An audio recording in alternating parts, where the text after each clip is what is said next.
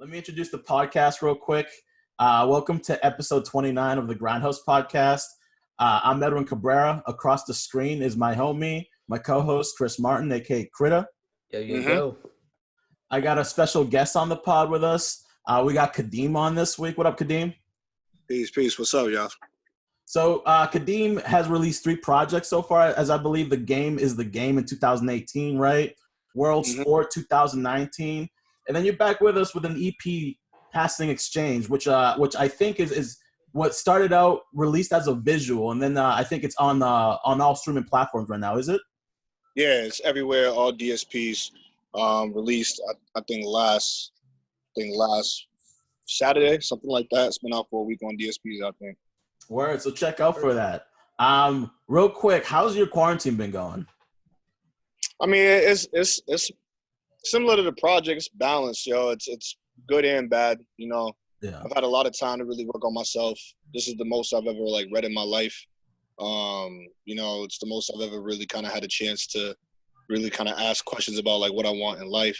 But then obviously, we're social creatures. Humans, you know, we want to talk to people, and you know, that's definitely been stripped away. I haven't really seen my girl like that. You know, haven't seen my friends like that. You know, I'm already not the type of person to go to the club, but it's one of those things where it's I kind of want to just shake my ass, pause. You want the option of going. Yeah, exactly. The option. That's a good point. Yeah. I was gonna ask for any sort of quarantine like recommendations to watch, but you know, you said you've been reading some stuff. Any things that you can recommend to us? I mean, it depends on what you're looking at, but a lot of stuff I've been reading has really been a lot of kind of anti-imperialist, anti-capitalist literature. First, I'd start with how Europe underdeveloped Africa. You know, by Walter Rodney, Guyanese author who died in the 80s. Just kind of explores bigger than just the typical Europeans came to Africa and colonialism, all this stuff, and then then we have an undeveloped nation where it's really deeper than that. It kind of talks about the perspective of unionizing and organizing from an African front. You know, and then also just I guess from a more of a American male perspective, Between the World and Me by Ta-Nehisi Coates. I don't know if y'all heard that one. Y'all probably have. It's pretty these are pretty popular books, but good to reread. That one's just kind of about kind of Black boyhood into manhood in different phases, particularly in Maryland, and kind of it's like a good idiom. Not idiom, my fault. It's a good microcosm of the U.S. too. So those 2 books I'd say off the top of my head. Yeah. But I have been watching stuff though. I've been watching 2 things I've watched recently that it just really moved me. One is in terms of reading, so I'm getting into James Baldwin more now. Because I checked out the doc, I Am Not Your Negro. Have you seen that doc? No, actually I haven't. I have not. I couldn't recommend anything higher than watching that doc. That doc is you'll be captivated the whole way. I didn't know as far as James Baldwin, I don't read too much. I mean, I read here and there, but I can't say that I'm a big reader.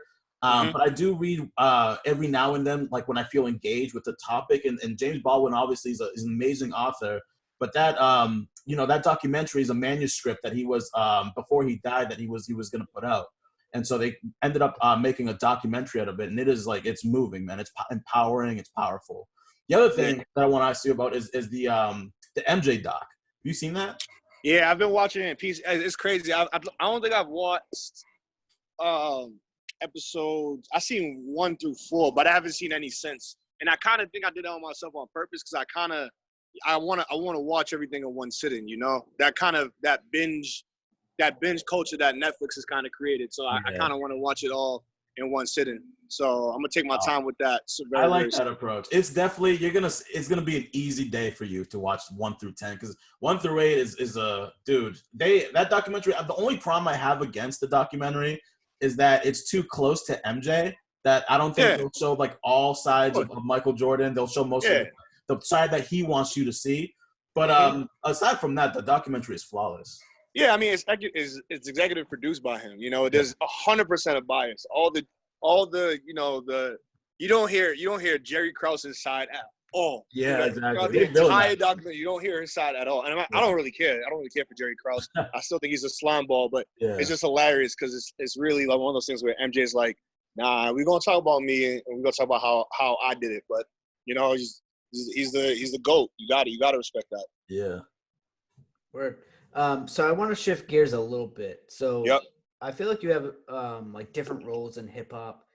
Can you kind of like walk us through some of the things that you do? My fault. Hold on. Say that again. So I feel like so obviously you host Nightworks, you rap. I feel like you have a lot of different roles in hip hop. Can you kind of walk us through some of the different roles that you have within the community? Yeah, that's interesting. I never really heard somebody, I guess, phrase it as roles. I just think about it as just, it's hip hop and I do what I like to do. But I mean, I guess the two that stand out, obviously, I'm an artist, obviously itself. And then, I'm a host for Nightworks, and, Jake Ra reached out to me. Shout out my boy, that's my brother for real. He's dropping a project very soon. So y'all definitely make sure y'all check that out. I think towards the end of May. He, I forget what happened. I think I got introduced to Ra from my homie James, homie James Rogers, another producer.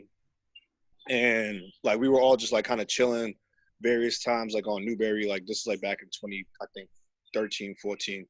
And, eventually I think Ra hit me up to come do a show for his midnight Satori release party, some years back. And, just came out, the energy was popping that night. And then, from there, Ra was like, yo, like that shit was ill. Like, let's try to figure out like how to keep this energy moving forward. And then we just figured, Nightworks, because he brought out Brain Orchestra, who's a producer from New Jersey. And that was like kind of the first kind of taste of like bringing someone from out of the state that's dope to work with it. And, we just kept building that idea, like, yo, let's keep bringing out dope artists to kind of just rock the shit. And, that's his brainchild, 100%, but for the most part, I'm just happy to, be a host and be on the team. Like, Manip, Inspector, Same Old, Nat, Luigi, it's a Loman, like it's a deep squad as far as like artistic and creativity goes. So as far as like hip hop goes in Massachusetts, I gotta say Nightworks is probably like in my mind is the best. Krita and I went to the Paranorm DiBiase show. Yeah, that was technically the first one here because we had one in LA, but that was the first one back here in Mass. So that's dope. Yeah, that was fucking awesome. Yeah, it was great. Yeah, man, you guys do great shit. How do you like in terms of how does that work in terms of how you guys cultivate, like, you have the art section, the visuals, they got you as the host, which I think you do an amazing job of. And then you got all these artists that you get to perform. How do you make such a like, because you said earlier you don't like to go clubbing, and this is like, I feel like this is the place to go if you're not a club person, but you more like to go to a party and have a good time and really kind of feel a vibe. So how do you guys cultivate that feeling? I mean, it's hip hop, and I don't mean that in like a way where it's like music. I mean, literally hip hop, it's based on 5 pillars, breakdancing, graffiti, MCing, DJing, and knowledge, you know what I'm saying? And it's one of those things where community is an integral aspect of hip hop. You look at any development of any hip hop pocket within the US, it starts with community and people saying to themselves like, yo, we're missing something and we need to come together.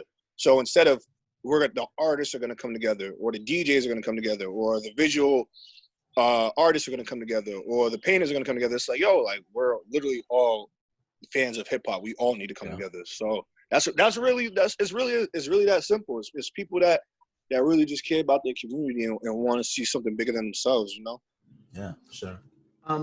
Like at Nightworks, do you help like curate like the shows, like who plays? Like, do you recommend people? Yeah, so essentially, like, it's honestly, like I said, it's Ra's brainchild. Ra like runs through, like, it's not like an iron fist. Like, he'll come with an idea and he'll spit it back to us like, yo, I'm thinking about bringing so and so. And for the most part, we're all agreeing, like, yeah, that person is dope. Let's bring them. So it's not like so yeah, we'll kind of discuss it a month or two out, and say like, this is the next person that we want to bring. And if there's complications, we have people on like the back burner. Like for the list of artists, like we have even like scrapped. Honestly, we we went really heavy, you know what I'm saying, like really early. Like, you know, we brought out Exile, we brought out Dibby, we brought out House Shoes, we brought out Obliv, you know, we brought out like honestly, like in my eyes, like legends, you know, as far as like this culture goes, very, very early on. So, you know, we haven't even scratched the surface on how deep we can get, how much young, dope producers that are out there that still can, you know, pop out to Nightworks. Yeah. So I'll ask you this: how much, and how are you guys handling like this quarantine shit possibly stifling any sort of future shows? We got some stuff coming out. We're meeting again actually, like at the end of this week / at the end of like Saturday, Sunday. I forget the exact date, but we're meeting again to figure out some interactive thing that we can bring to the community. So stay tuned. That's all I'm gonna say to that. Just stay tuned. We're gonna definitely figure out some things. Word. Moving on to you and your music though. I wanted to first start out with like just getting to know you, the basics. So the first question I have is, when did you start rapping, and when did you start taking it seriously as an artist? Yeah, I first started rapping. I mean, I've been rapping since forever. I've been rapping since like 9, to be honest. But that I was trying to be outside. I'm actually about to walk up the block. All right, see? All right. I started taking it seriously, and as far as serious goes, like, you know, I hit the studio like around like 16 when I was in high school and stuff like that, just kind of trying to understand it a little bit more. And I don't think I really had my voice and my tone, and that's something that I've been developing, you know. And I think I consider, honestly, like my first serious step like 2016. And I say that because like you mentioned, it's funny that you mentioned The Game is a Game, because that's actually not my first project. I released 2 projects previous, but they were on SoundCloud, which is fine.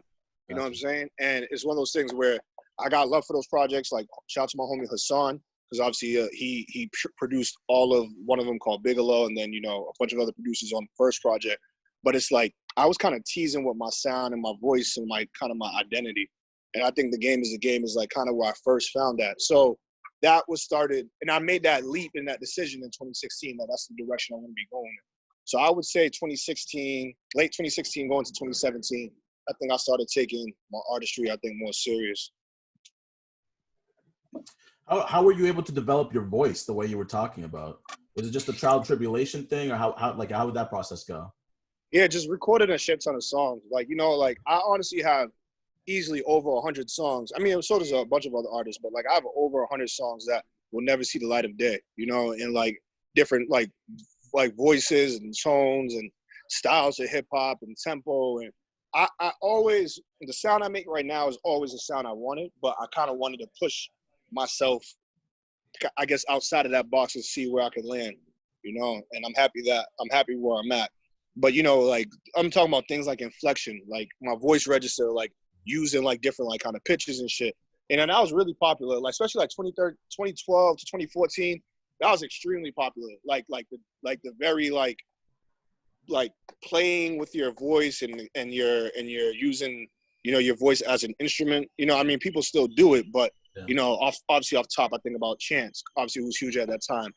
Thug starts bubbling on the scene from the trap perspective, you know what I'm saying? Kendrick, even with like his like really weird kind of like inside monologue voice, ASAP with the pitch down. Like, you know, it was one of those things where I think on the mainstream of hip hop, when you talk about the cross regional growth of hip hop, you started to see that be played with more. So I was interested in that. But eventually I just realized that doing all that my voice was home, you know, so I came back to me.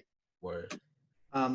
Who are some artists that like inspire you or inspired you to even start rapping? I was thinking about this the other day in the shower, you know, like definitely like to start rapping, like Pac, obviously, like I picked up a pen because of Pac. Pac and my brother, that was the reason why I picked up a pen.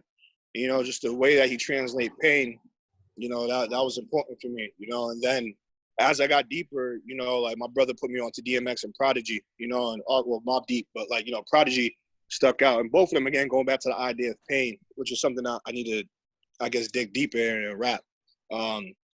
And, you know, DMX and Prodigy, 2 huge staples in my life. And then further on, Sean P, from his technicality, R.I.P. Sean P. you know, and then Cameron with his wittiness, Lupe for his depth.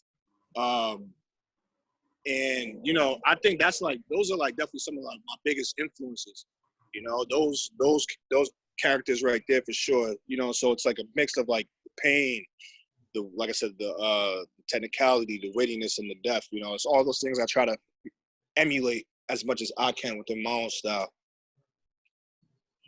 Dope. So switching things up. So obviously you just released Passing Exchange. Can you talk about like what the meaning of the title is? Yeah, so the idea, this project is short, and it's purposely short in nature. It's one of those things where I was recording a bunch of songs, and I heard like all the songs together, and sonically they made sense. And I actually said to myself, I'm not releasing anything after World Sport until I have my next project, but these just made sense. So, you know, the idea of like passing, you know, it's just something that happens in passing, like, you know, quickly, and in an exchange of knowledge. So there's just this quick spurt of knowledge that I'm kicking, you know, and within the tracks, and it's all from the perspective of the community that I live in, you know, community that I'm from. That's the whole thing of the project is about, you know, self-knowledge and growth, you know, in some sort of sense. And the sound, especially if you hear between the last project and this, I think is a testament to that, you know. And I'm trying, it's not 100% the staple, like, you know, that's not what I'm saying. That, hold on. I haven't been listening to any music. Is that the new Future? I haven't been listening to any music. That's the new Future? I can't even tell. But yeah, my fault. That's just the first step. You know, I'm trying to dig deeper into those ideas of like of knowledge of self and growth, you know, and through different perspectives, not just from my community, but obviously personal stories and anecdotes and stuff like that. So that's where that title comes from. It's like a quick little burst of knowledge in that time. Word. That goes perfectly kind of with what I want to talk about next. I love the way you open the project. You open it with a powerful message. In this country, if you're Black, you got to know how you feel about yourself first before you can cope with anything else. You got to realize yourself, your potential, and then you got to follow it through. Mm-hmm. You talked a little bit about it, but how do you why did you choose to start with that? And how do you, with those words, how does that resonate with your work and your career? Yeah, I'm gonna keep it funky. I was really looking for something like that. That didn't just fall on me. I wasn't just like, oh, word, like I found this quote one day. Like I legit was digging through like archives and libraries and YouTube and all these other things, trying to really find something that resonated. And then I boiled it down to a period, and I was thinking about the 60s. You know, the 60s was a huge time of kind of this revival of what it means to be Black and Black culture.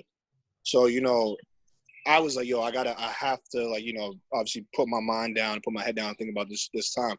And I ended up finding this French documentary that was surrounded around Harlem. And then, you know, like with that quote, you know, it's you know, if you don't know who you are, you can't try to, I would say, if you don't know who you are, you really can't make a change. And I'm just gonna say it as flat as that. Like, you really can't make any sort of change in your life, because you're always gonna question, like, what am I fighting for? Who am I fighting for? What am I doing? You know what I'm saying? Yeah. It's one of those things where it's like, if you have that true knowledge of self, you'll know where your place is in the world, and you figure like how to move forward, you know? But if that's not there, if you're questioning yourself, you're probably gonna question your own moves. You know, if you're questioning, like, you know, your essence, then what does that mean about the movements that you're tied to? You know, so that's honestly, that quote was really powerful in that sense, and I had to, and just, I think even just for my life in general, outside of the project, just my life, that's definitely where it definitely resonates, and I want to emulate it as much as possible. Word. Yeah, I just want to add that, like, I love that you use your music as like a vessel and like a tool to like spread information and knowledge. I think that's really awesome. Yeah, I mean, like I said, yo, there's four physical, but there's 5 pillars of hip hop, and knowledge is one. You know, if you aren't sharing knowledge, you're doing a disservice to your community. It's that simple. Like, it doesn't even matter. Like, honestly, even if the message is like, I guess, quote unquote negative, you know what I'm saying? Like, if you understand that you're saying that though in a way, and that's what makes hip hop beautiful. And why a lot of people don't understand hip hop, it's if you spreading the knowledge for what you understand through your eyes, then you're gonna help your people. You know what I'm saying? In some sort of facet, either to do what you do or do what you don't. You know? Yeah. Word. I want to go back to the. I want to talk about the visuals. Shout out to my boy J.R. Alexander, who shot a couple visuals off the project, and Colin shot the others. So, can you talk a little bit about the filming and sort of the themes that you played with for the visuals for Passing Exchange? Yeah. So for the visuals, I really said to myself, I was like, yo, I want to capture kind of the moving from this previous project of World Sport to I guess the idea of growth that I'm trying to push with this one, you know, and I wanted to capture it within a day. So that's why it starts off on a bike and the quote, and then me stopping the bike, you know what I'm saying, and then going upstairs, and you know, that kicks off to the next day, which starts with the next song, Jaded, and all the plants are around, and there's symbolism for obviously, like, again, more growth, you know, and then you know, if you watch it again, it's supposed to legit just play out just like a whole day, and it ends with it ends with the credits on Glyphs, and just on the credits is legit just me like just driving around Mattapan, and then it just kind of ends. But Glyphs, the song, and I don't think a lot of people really listened to Glyphs like that because it's an end credit song, so I think they just thought it was just at the end. But on the hook of Glyphs, you know, it's about like like if you know what a glyph is, obviously glyph is like, you know, it's what the hell, what's the other word I'm looking for, like a code, obviously, you know, so you use something as a code in order to hide a message. So the idea that a lot of these people, and it's not like a deep song at all, but the hook, right, the hook is they ain't carving their glyphs right, meaning that they're not really sculpting their codes and their intentions right. They're not living to the code right. You know, when I mean by they, I mean just our community in general, you know? So kind of to tie it back all together, kind of talk about this idea of growth and progression, but you end on, so what are you going to do about it? You know, how are you going to change that, you know? So I wanted the visuals to represent that, you know, and I'm happy. Shout out to JR. He spazzed, Colin spazzed. They're both very, very talented and driven individuals, you know. Like when I thought I was done, they were like, nah, I kind of want to push for this more, and that definitely helped kind of make, you know, Passing Exchange what it is. Yeah, I don't know what it is about that shot of you watering the plants and then like occasionally looking backwards at the camera, but that shot itself has lasted in my brain like for days. That's crazy. Yeah. That's all JR too. That's the crazy part. Like at first I was just like, yeah, I just wanted to kind of show just like my process of in the house and trying to like, you know, challenge myself just to think and just like how I go about my day. And he was like, yeah, that's dope. I want this shot of like you in front of the plants, mad artistic, and he shows me the reference. And I was like, oh shit. I was like, I wasn't even thinking about that. And I saw it in final and I was like, no, this makes sense. You know, this makes sense. That's dope, man. Shout out to JR. Did you have like the visuals in mind when you wrote the record, or say it again? Did you have the visuals like in mind when you wrote the record? Everything that I usually, for everything that I've put out video wise, which isn't a lot, but like I like try to do a treatment for all that stuff, you know, like time markers of everything. Like I'll try to be like involved as my project as much as possible, you know. And I think that just comes from I'm very controlling. I can't even front. I know that for a fact. I'm very controlling, but like I'll try to have it out as much as possible, how to have it laid out, and then if we can have inputs from there and change it up, then yeah. That's dope. I like that because then it's sort of like you're writing a story and then you get to add like the visuals with it, and it all kind of syncs up nice. Mm-hmm. Yeah, 100%. Real quick, let's talk about the production. I think this is constant from your previous project that I listened to, but I love the selection, the beat selection. It's like this like like elegant, jazzy kind of like, there's just this like this kind of like old school jazzy elegance to the record. Can you talk a little bit about the sounds that you like to rap to and sort of the people who helped you produce this record and past records? Yeah. Just the sound, you know, and it's funny because it's actually hilarious because it's definitely very, I think, on the underground scene, it's very, very popular, you know, kind of the stripped away, like openness, you know, but that's nothing new, you know, like that's been around for a while in hip hop, you know. The classic example, obviously everybody knows it, is The Realest with, you know, Mobb Deep and Cool G Rap. You know what I'm saying? Like just the doom doom doom doom doom doom doom doom, like, you know, like it's nothing new, but again, everything works in cycles in hip hop, you know. So, but I just know that because my voice, and that's something I realized about my voice, and what I said in 2016, because my voice, I think I consider it an instrument, and it is an instrument. Like I almost kind of how in, you know, jazz numbers, how there's a solo, like I like to take, I would say, an elongated solo, you know, like I want my voice to be the cadence that you bop to, you know. I don't want to depend so much on the beat. And I'm not saying that the beat doesn't complement, but more so like that's what I definitely strive for. That's why I try to do these different pockets and flows and stuff like that. Like on Big Gains. Big Gains is a perfect example, you know, like there's so much different pockets and switches and like it's almost like a scat, you know what I'm saying? Like that's what I try to do. So that's as far as like that. And then the producers. Yeah, I mean producers past, like, you know, Jansport, Thelonious Martin, Brain Orchestra, Grubby. Shout out to that interview you had with Thelonious, by the way. I caught that. That's awesome. Fellow Jamaican brethren, you know. He's doing his thing obviously as usual. He's gonna be. I can't wait for his next album, whenever that is. But you know, from what I'm hearing, it's amazing. But you know, and then on this project was BZA, No Pope, Jeff Allen Gore, You See It, and Skunks. And one thing I guess about me is, and I guess I'm just realizing this now, is I like to work with obviously as much producers as possible. You know, like besides You See It, I didn't have a beat from anybody previously before this project or that I released. You know what I'm saying? Like Jeff Allen reached out to me, yo, let's get it. I was like, word. BZA, I knew him from the Nightworks and resample events that we did in Maine.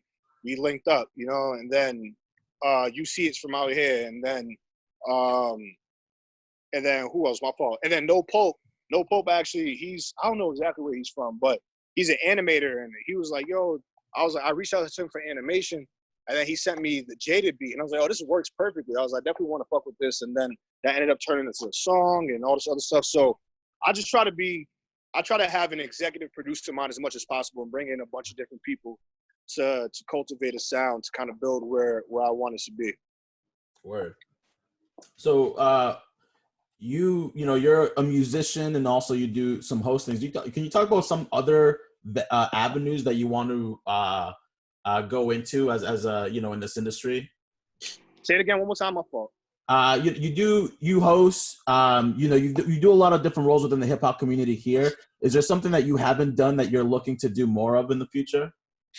I'm currently, it's not haven't, because I'm working on it right now, but I want to work on a nonprofit, you know, and I'm currently working on a nonprofit, and I'm just gonna put that into the universe right there and say it again, but it's not where I want it to be, and I definitely could put more time during this quarantine towards it, and I need to actually.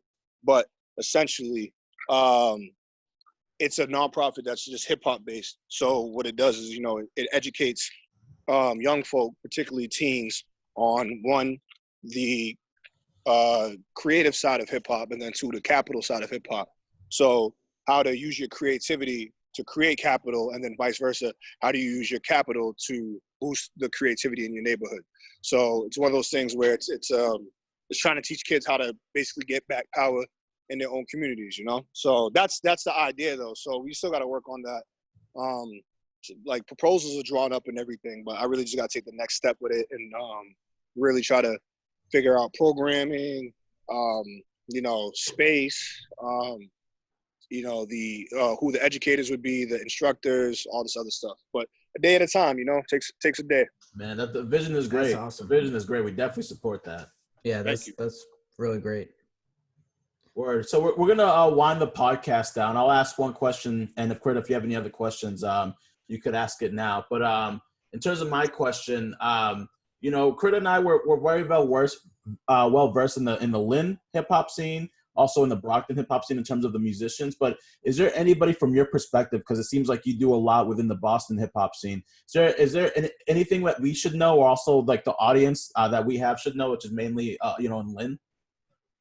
And Lynn, oh man, Lynn is the most dangerous den in fucking Massachusetts, bro. Like, come on, like Esty, you know, Cole, fucking Paranorm, like, bro, like, dog, like, Lynn is very, very much a staple in the underground hip hop scene, and just hip hop in general, bro. Like, I love Paranorm already knows, like, that's like Paranorm is like one of my favorite rappers, like, and that's not just like I'm not saying that because he's a friend. I'm saying that just because he's fucking amazing. Like, Paranorm is one of my favorite fucking rappers, you know. And 777 is one of my favorite albums. Yeah, like, yeah, bro. It's honestly, yeah. I look at it as iconic. Actually, you know what? No bullshit. If it wasn't for Paranorm and Rick, Paranorm and my homie Rick introduced me to V-Don. Paranorm, because I remember hearing him on early V-Don shit, like 2014, maybe even earlier. But I remember, I'm like, yo, who the fuck is this nigga? And then Paranorm's floating on. I'm like, this shit's crazy. And then my homie Rick just doubled down, like, yo, V-Don's dope. So if it wasn't for him, actually, I don't think I would have linked up with V-Don and a couple of things that we've done. So, yeah, peace, L. And if there's anybody else I'm missing on the Lynn scene, like, yo, just DM me them. Because, like, yo, Lynn is a very, very dangerous city when it comes to this hip-hop game, bro. Like, they're runs too deep, you know what I'm saying? And then you mentioned Brockton, like, I went to Brockton High, you know what I'm saying? Like, I'm from Mattapan. I was born and raised here, you know what I'm saying? But for high school, I ended up leaving from here, and I went to Brockton High. And, you know, Brockton is like, I'm so happy to see what's happening with Van Buren. You know, that's just one example. Yeah. You know, Latrell's from Dorchester, but you know what I'm saying? Like, he's helped a lot with that scene in Brockton grow, you know what I'm saying? Yeah, for sure. So, you know, shout out to, you know, Trell too. It's just beauty. There's pockets everywhere. Yeah. It's really pockets everywhere, and that's the beauty. That's the beautiful part. I don't think people. Go ahead. What should we know about the Mattapan part of that? I mean, shit. Honestly, as far as Mattapan spitters, only person that I pay attention to, and again, this is not no slight at anybody else. Yeah, This is not that like I'm not tuned in. It's more so that like I'm so focused on my own shit that like I gotta kind of, I guess, be drawn into it. But like besides Reem Scully, obviously from Mattapan, and Jackie Jones, like, you know what I'm saying? Like, there's not a lot of Mattapan cats that I've been watching, to be quite honest. And that's one thing that I think has to change, especially if we're talking about community.